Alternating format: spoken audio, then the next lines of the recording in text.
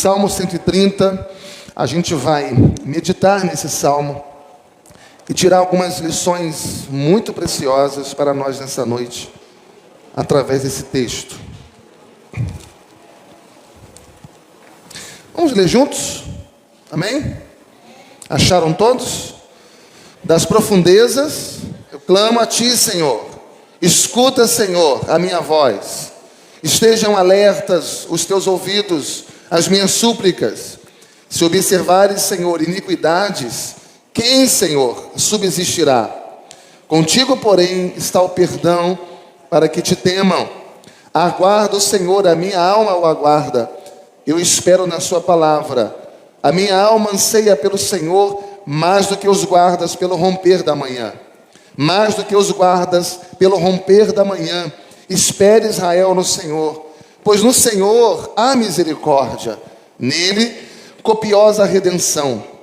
É Ele quem redime a Israel de todas as suas iniquidades. Pai, fala conosco mais uma vez nessa noite.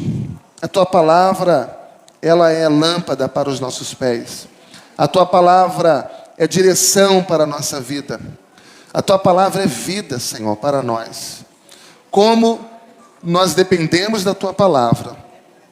Como é importante e fundamental a Tua palavra para nos trazer uma direção, para nos corrigir, para nos aplumar, para nos dar visão, Senhor, daquilo que Tu queres para nós.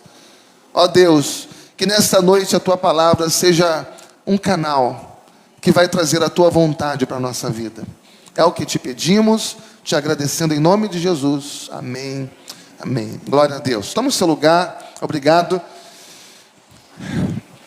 Hoje pela manhã, nós falamos sobre os salmos de romagem, os cânticos de romagem, que vai do Salmo 120 ao Salmo 134. São 15 salmos que eram cantados na caminhada do povo de Deus para Jerusalém. Passavam pelo deserto, iam cantando, e todos aqueles cânticos eram a descrição do que acontecia com eles, dos perigos que eles passavam e da necessidade que eles tinham da intervenção de Deus. Então são 15 salmos de romagem. E aqui, no livro de Salmos, nós temos 7 salmos, não de romagem, mas chamados salmos penitenciais. São 7 salmos penitenciais. É o Salmo 6, Salmo 32, Salmo 38, Salmo 51, Salmo 102, Salmo 130, que é esse que nós lemos aqui, e Salmo 143. E o que significa salmo penitencial? Salmo penitencial é a ideia de que nós, como servos de Deus e crentes, nós precisamos todos os dias renovar o nosso relacionamento com Deus, renovar a nossa intimidade com Deus, renovar a nossa comunhão com Deus, principalmente, todos os dias, nós tratarmos o pecado na nossa vida. Como? Através do reconhecimento do pecado, através da confissão de pecados, através do arrependimento dos pecados, através do quebrantamento do nosso coração diante de Deus. Então, todos nós precisamos tratar espiritualmente de nós mesmos.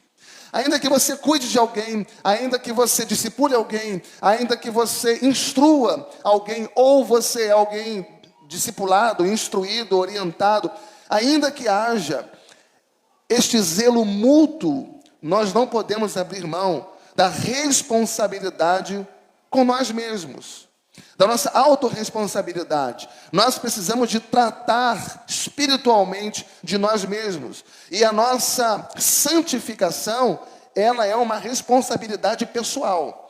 Ela é uma responsabilidade individual. E esse salmo, ele é um dos salmos mais queridos da história.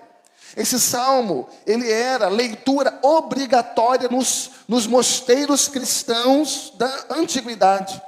Nas liturgias das sinagogas e em muitas igrejas ortodoxas, até hoje, tem esse salmo aqui como aquele em que todo crente, antes de qualquer culto a Deus, ele precisa recitar esse salmo, porque ele trata justamente da nossa relação íntima com Deus, da nossa relação pessoal com Deus. E eu quero, junto com vocês, meditar, chamando a sua atenção para a mensagem desse salmo. E a mensagem desse salmo está exatamente no versículo de número 8. São 8 versículos, e o último diz: é Ele quem redime a Israel de todas as suas iniquidades. É Ele. Então veja que o texto vai dizer aqui que é Ele, ou seja, é Deus, só Deus trata o pecado. O texto diz que Ele redime de todas as iniquidades, ou seja, só Deus tem o poder de tratar o pecado na nossa vida. E não o pecado de Jacó, mas o pecado, diz o texto, versículo 8, de Israel, porque Israel lutou com Deus, Israel buscou a Deus, ele insistiu com Deus, ele se agarrou com Deus, e ele deixa de ser Jacó, e ele passa a ser Israel, que significa príncipe do Senhor. E esse texto ele é muito significativo, e eu quero junto com vocês dividi-lo em pelo menos 3 partes, esse texto do Salmo 130. E a primeira parte, deixa a sua Bíblia aberta no seu colo, acompanha comigo o texto. A primeira parte está no versículo 1 e 2. Versículo 1 e 2, a gente encontra a situação do salmista, a situação do autor. A segunda parte é o versículo 3 e 4. É a visão que esse salmista tem de Deus diante da situação que ele está passando. E a terceira parte vai do versículo 5 ao versículo 8, que é a expectativa do salmista, que é a esperança que o salmista tem no Senhor. Então, em primeiro lugar, a gente tem a situação do salmista, a partir do versículo 1. E o salmo começa dizendo: das profundezas eu clamo a ti. Então veja que ele já começa o texto passando para nós a geografia da crise. A geografia da crise. E ele está dizendo das profundezas. E essa palavra é uma palavra interessantíssima no hebraico, porque ela é uma metáfora, e ela significa, ela revela toda a miséria do pecado que está presente em nós. Quando ele fala que está nas profundezas, não é que ele está no fundo de um poço físico, mas ele está falando de uma profundeza espiritual. Ele está falando que ele está nas profundezas da miséria do pecado. É como se ele estivesse já no seu limite, no lugar mais profundo, espiritualmente. Esse é a compreensão que a gente tem aqui, né? Toda a miséria do pecado que está presente em nós. É como se o pecado ele entrasse na nossa vida e ele nos afogasse, nos levasse para o fundo, nos submergisse. Essa é a compreensão aqui. Não a presença do pecado em si, mas as angústias que o pecado traz, as tristezas que o pecado traz, o sofrimento que o pecado traz, as lutas que o pecado traz, as aflições que o pecado traz para a nossa vida. No Salmo 69, o salmista vai usar a mesma metáfora. Salmo 69 é um salmo messiânico, é o lamento do Messias.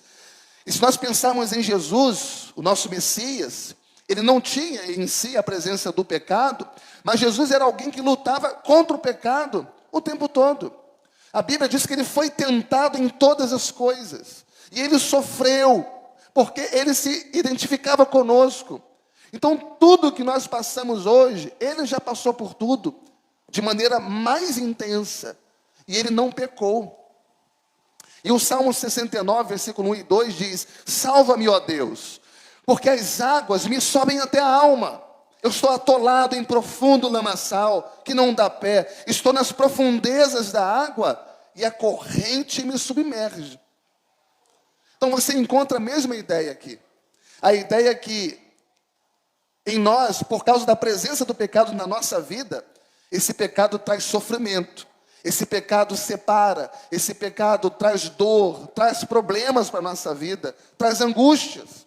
Ainda que no início pareça bom, ainda que por uma fase pareça bem suave, bem tranquilo, mas é uma questão de tempo.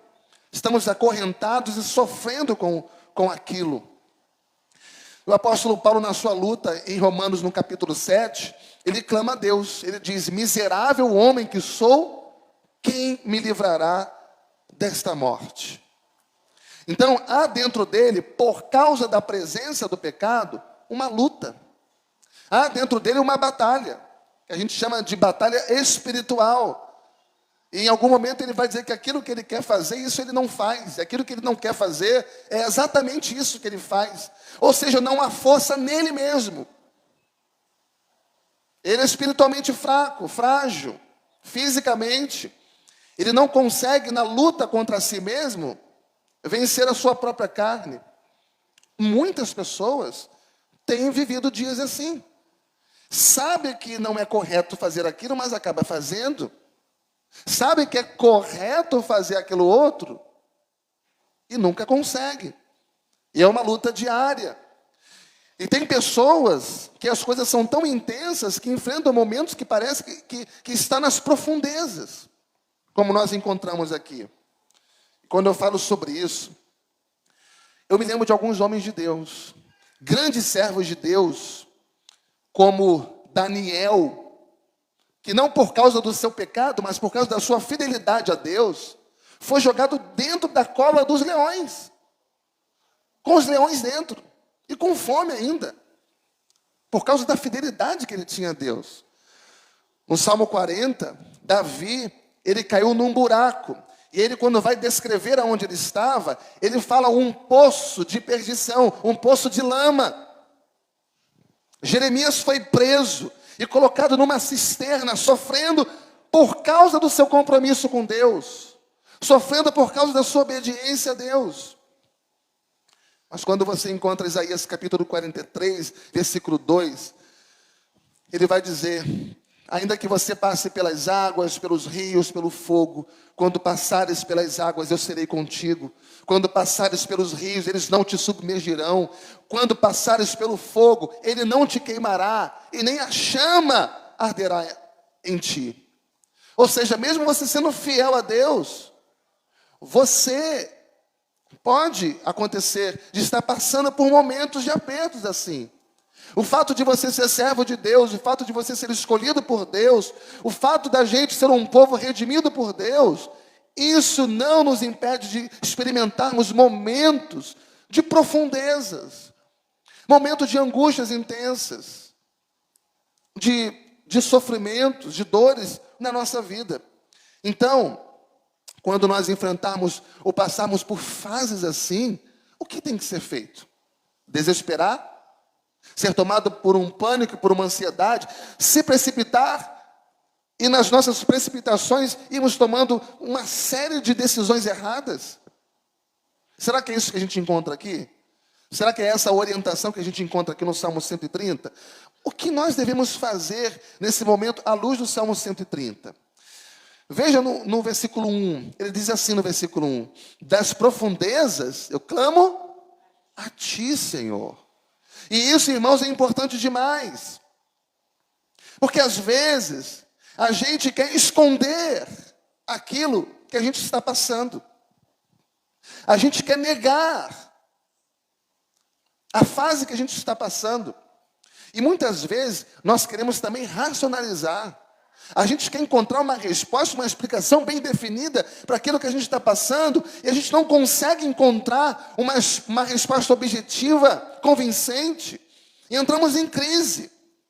E acabamos murmurando por aquilo que nós passamos, por não compreender a fundo aquele momento.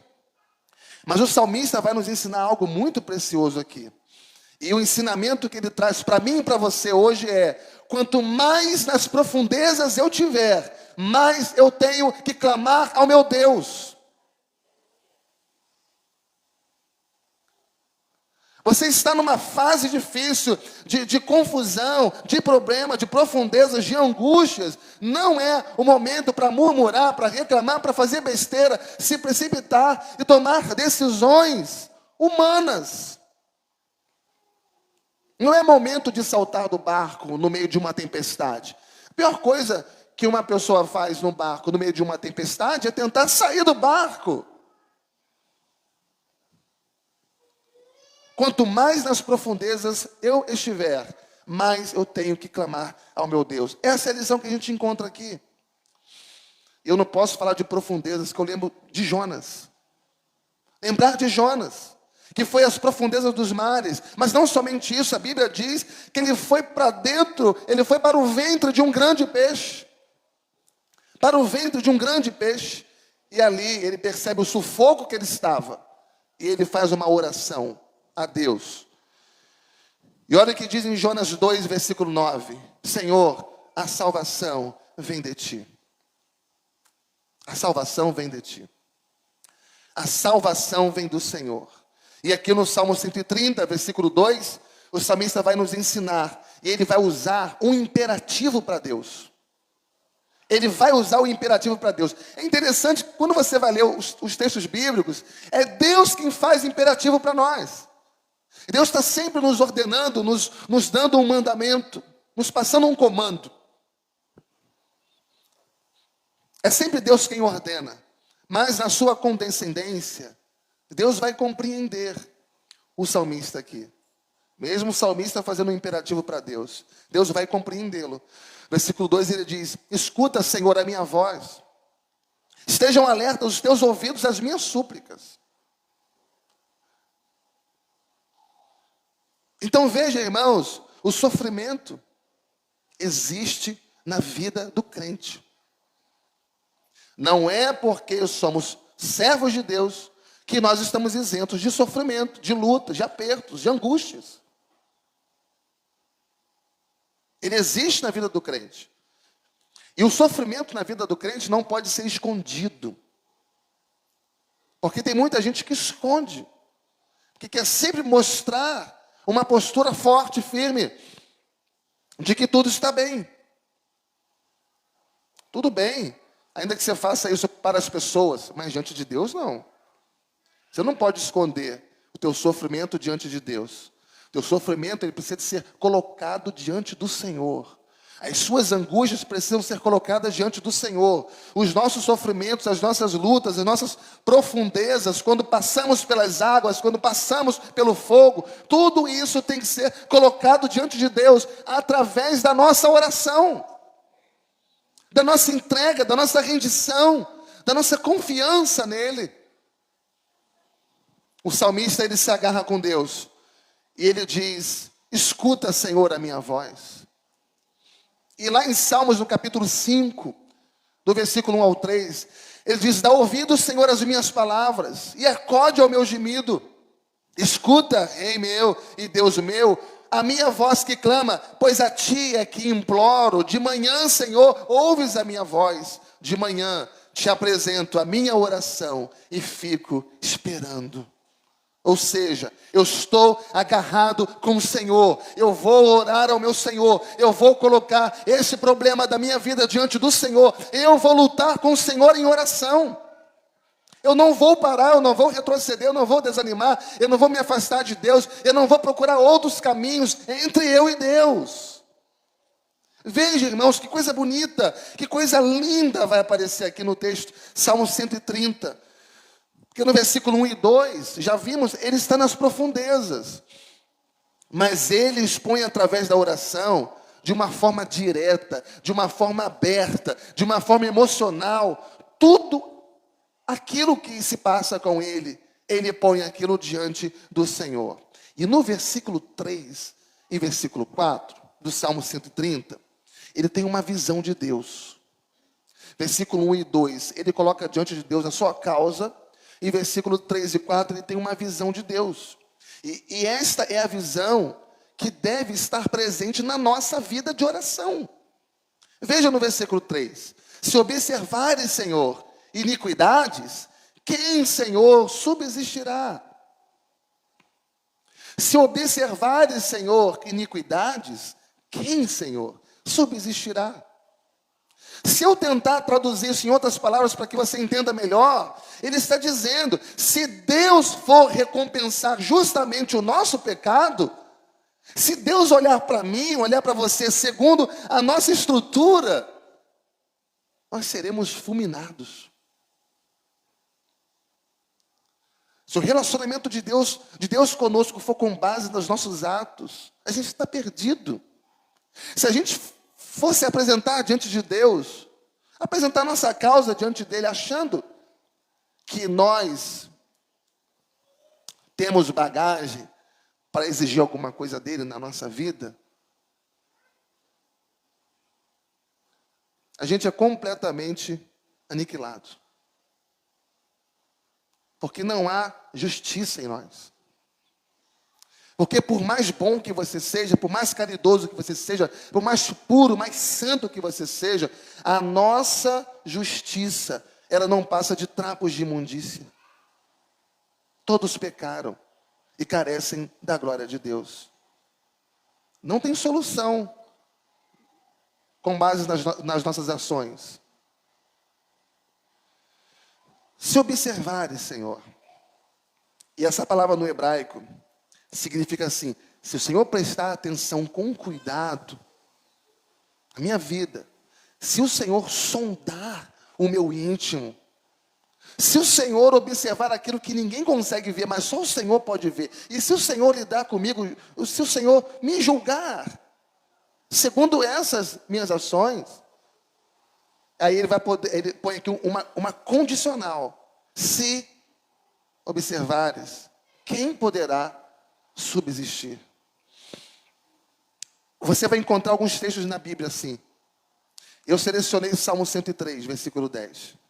Olha o que diz: não nos trata segundo os nossos pecados, nem nos retribui consoante as nossas iniquidades. Pois quanto o céu se alteia acima da terra, é grande a sua misericórdia para com os que o temem.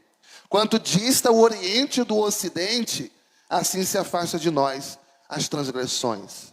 Como o pai se compadece dos seus filhos, assim o Senhor se compadece dos que o temem. Pois ele conhece a nossa estrutura, e ele sabe que nós somos pó. E aqui ele diz: se observares, Senhor, se Deus nos observar, e se Deus agir segundo a sua justiça, segundo aquilo que merecemos, nós estamos perdidos. Eu conheço algumas pessoas que falam assim: ah, pastor, mas eu sou uma pessoa muito boa, eu mereço o céu.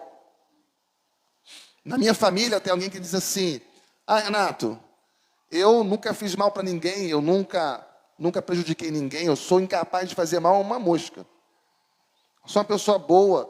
Pelo contrário, eu ajudo muitas pessoas.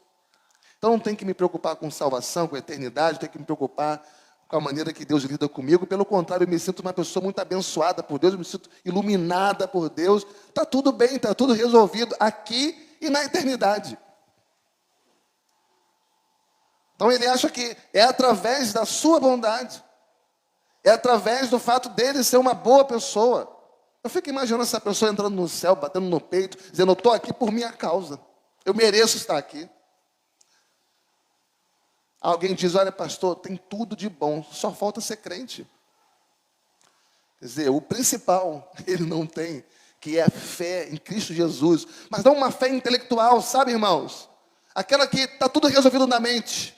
Mas é a fé operante, a fé prática, a fé que é traduzida em vida na presença de Deus. O principal.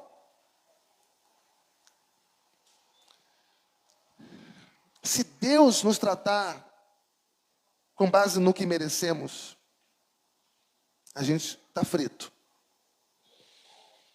Mas no versículo 4, ele vai usar uma adversativa magnífica aqui, quando ele diz: contigo, porém, está o perdão para que te temam. Porém, contigo está o perdão. O que significa isso, irmãos? Só Deus pode tratar o pecado na minha vida.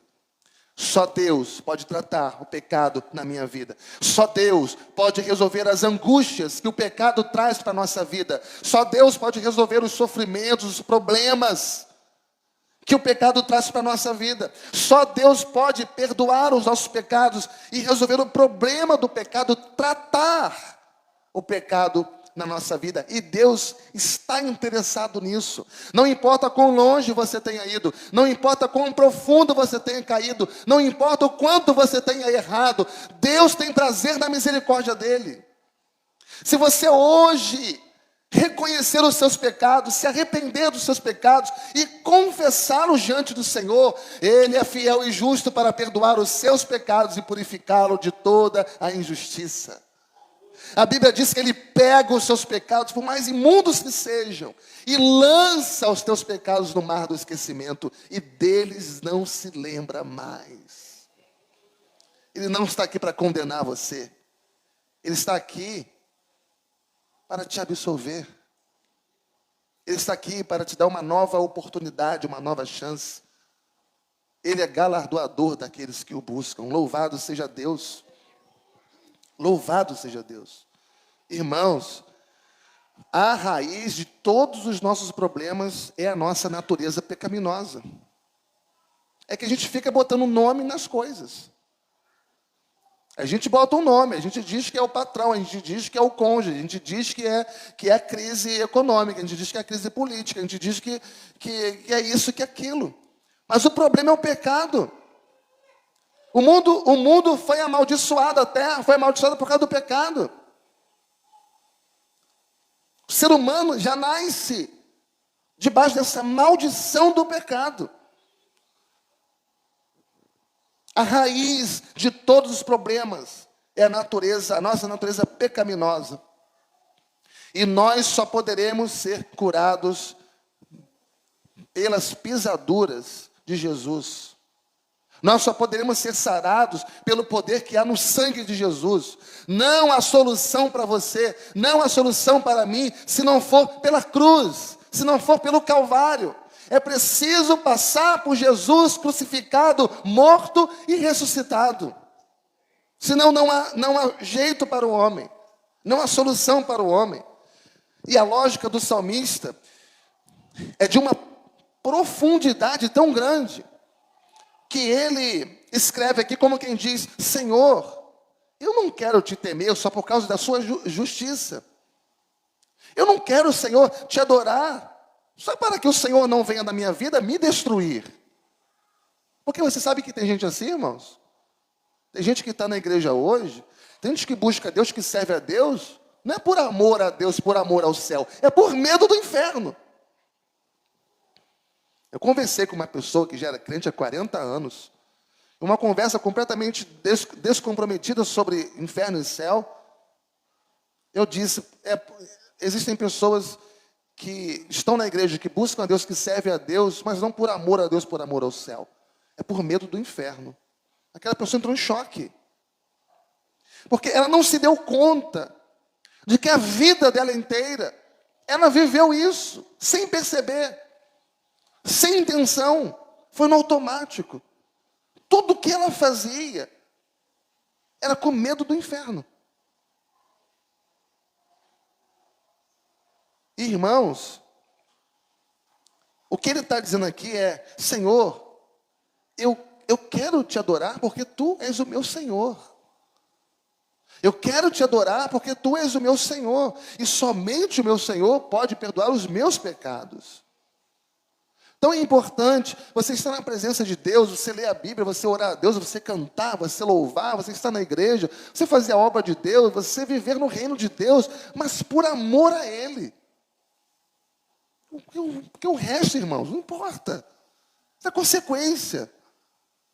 Mas como é que está o nosso nível de amor a Deus? E, consequentemente, o nosso amor à palavra, à oração, porque tudo isso faz parte de um bojo. E por isso que ele usa esse argumento diante de Deus. Contigo, porém, está o perdão para que te temam. Nós temos que ter o temor a Deus, porque nós amamos a Deus em primeiro lugar, e porque só Deus pode resolver, só Deus pode libertar, só Deus pode nos livrar das nossas encrencas, só Deus. Não há solução para o pecado na vida humana se não vier de Deus. Não há solução se não vier de Deus. Então, guarda essa frase. Gratidão por perdão produz muito mais temor do que o terror da punição. Gratidão pelo perdão produz muito mais temor do que o terror da punição. Quando eu temo a Deus, porque Ele tem o perdão, o temor que eu sinto por Ele é infinitamente maior do que o terror procedente do medo pelo juízo dele. O perdão, em outras palavras, nos leva à adoração. Você está aqui hoje, você ama Cristo? Você crê nele? Você crê que Ele morreu para salvar a sua vida? Você deposita a sua confiança nele? Então, você é perdoado. E o perdão te leva à adoração. O perdão te leva à adoração. Miqueias capítulo 7, versículo 18, diz assim: quem, ó Deus, é semelhante a ti, que perdoas a iniquidade e te esqueces da transgressão do restante da tua herança? O Senhor não retém a sua ira para sempre, porque tem prazer na misericórdia. Tornará a ter compaixão de nós, pisará aos pés as nossas iniquidades e lançará todos os nossos pecados nas profundezas do mar. Mostrarás a Jacó a fidelidade e a Abraão a misericórdia, as quais juraste aos nossos pais desde os dias antigos. Louvado seja Deus. Quem é semelhante ao nosso Deus? Um Deus que perdoa a iniquidade. Um Deus que esquece a transgressão.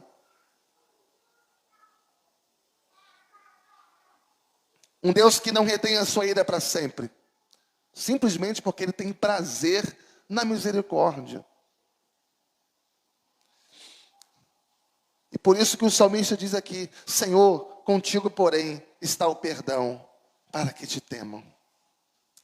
E no versículo 5, veja aí, ele vai colocar a terceira parte desse texto. Nós temos a situação do salmista, que está descrita no versículo 1 e 2. Nós temos a visão do salmista, nesses versos que a gente leu agora, versículo 3 e 4, a visão que ele tem de Deus. Mas agora do versículo 5 ao versículo final, versículo 8, 5, 6, 7, 8, o salmista vai revelar aqui que toda a nossa esperança, ela deve estar posta em Deus. Toda a nossa esperança deve estar posta em Deus. A nossa esperança é o Senhor. Bendito é o homem cuja esperança é o Senhor. Veja o que ele diz no versículo 5. Aguardo o Senhor. Versículo 6 ele diz: a minha alma anseia pelo Senhor. Aguardo o Senhor, a minha alma anseia pelo Senhor. Veja que a esperança dele aqui é a pessoa do Senhor.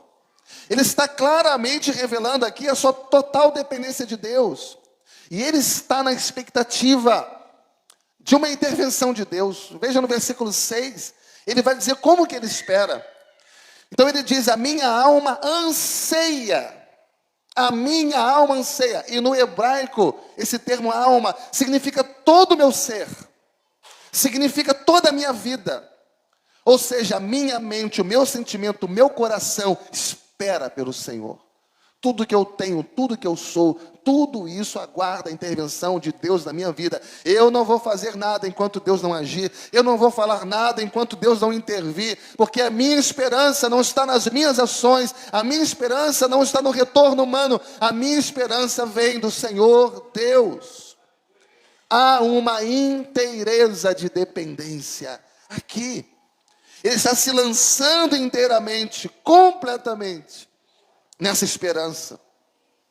E isso é maravilhoso, irmãos. E é lindo o que ele põe aqui, na segunda parte do versículo 5. Veja: aguardo o Senhor, a minha alma o aguarda, eu espero na sua palavra. Aguardo o Senhor, espero na sua palavra. Senhor e a palavra. Não há separação entre o Senhor e a sua palavra. Não há separação entre a presença de Deus e a sua palavra. E a palavra de Deus aqui são as promessas de Deus. A palavra de Deus aqui é a aliança que nós temos com o nosso Deus. É a aliança de Deus. Ou seja, Deus tem um compromisso. Deus tem uma promessa. Deus tem uma palavra. Deus está comprometido com o seu povo. E o nosso Deus comprometido é um Deus que vai intervir. E por isso eu quero dizer para você, não se angustie demais. Não sofra demais da conta. Eu vim aqui hoje para dizer para você, descansa o teu coração no Senhor. Descansa o teu coração no Senhor. Continue orando.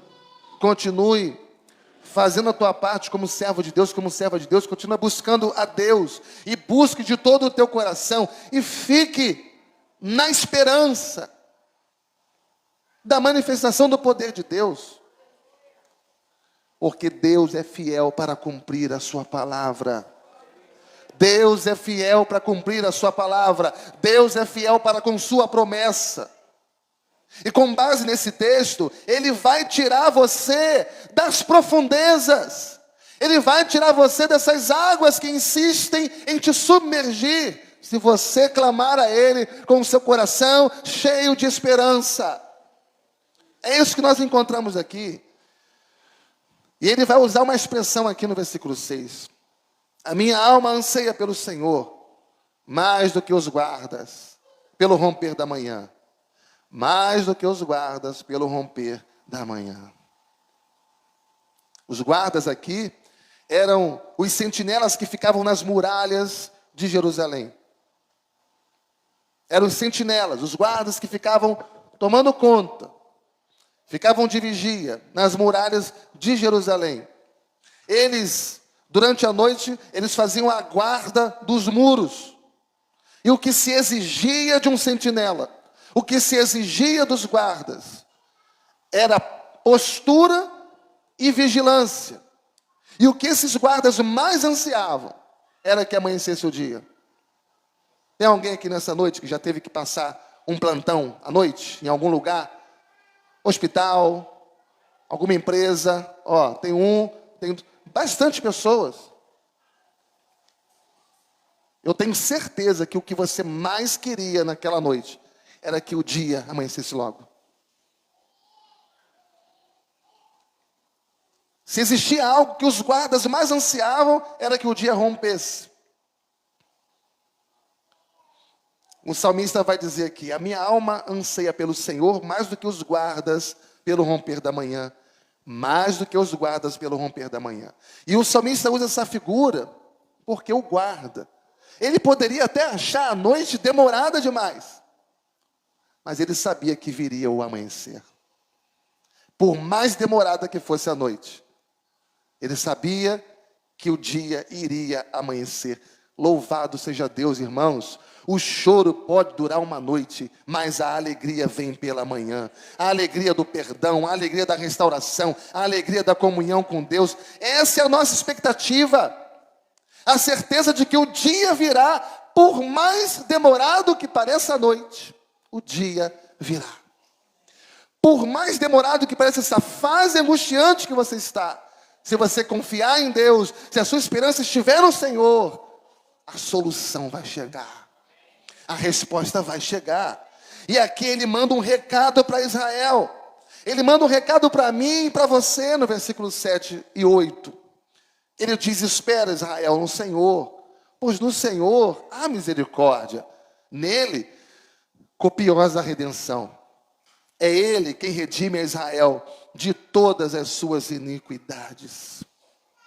Todo o sofrimento que vem sobre o povo de Deus, todo o sofrimento que vem para Israel por causa do pecado, por causa da sua natureza pecaminosa, a gente sofre, a gente geme, a gente luta, a gente quer se livrar, a gente quer se libertar daquilo o mais rápido possível. Para tudo isso, nós devemos esperar no Senhor.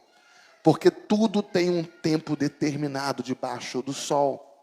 Ele vai falar aqui da redenção espiritual que brota dessa misericórdia de Deus. É Ele quem perdoa todas as nossas iniquidades. Veja aqui a riqueza da redenção. Ele diz, nele há copiosa redenção. E aqui, essa palavra copiosa significa abundante. Significa superabundante. Ou seja, há poder no sangue de Jesus para perdoar todos os nossos pecados. Não é para perdoar alguns pecados.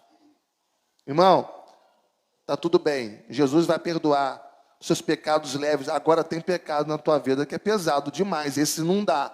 Não tem essa. Não tem essa. O poder que há no sangue de Jesus é para perdoar todos os nossos pecados. Do passado, do presente e do futuro. Até você entrar no céu. O sacrifício de Jesus é eficaz. O sacrifício de Jesus é definitivo, é poderoso, é copioso, é abundante para perdoar você. Não vai dizer amém? Amém. Glória a Deus. E para terminar, já chamando os nossos amigos aqui da música, versículo 8. Uma exclusividade nessa copiosa redenção. É Ele,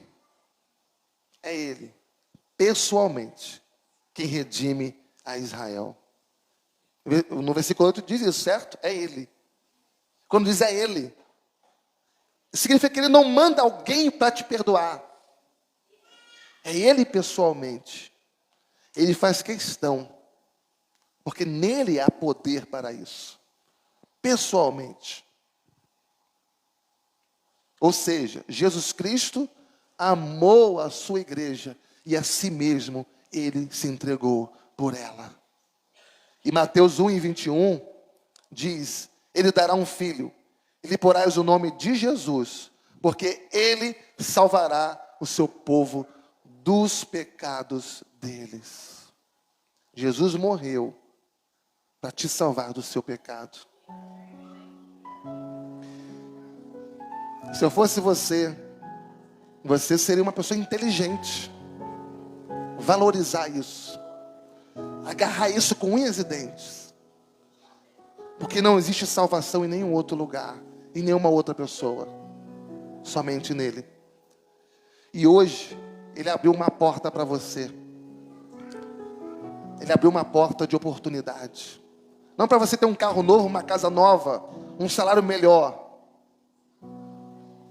Mas para que você tivesse algo abundantemente melhor do que tudo isso nessa vida. Para que você tivesse um nome escrito no livro da vida. Para que você tivesse uma identidade. Sabe qual? Filho de Deus. E Ele fez isso tudo porque Ele te amou primeiro. E nada e ninguém poderá te separar do amor de Deus que está em Cristo Jesus.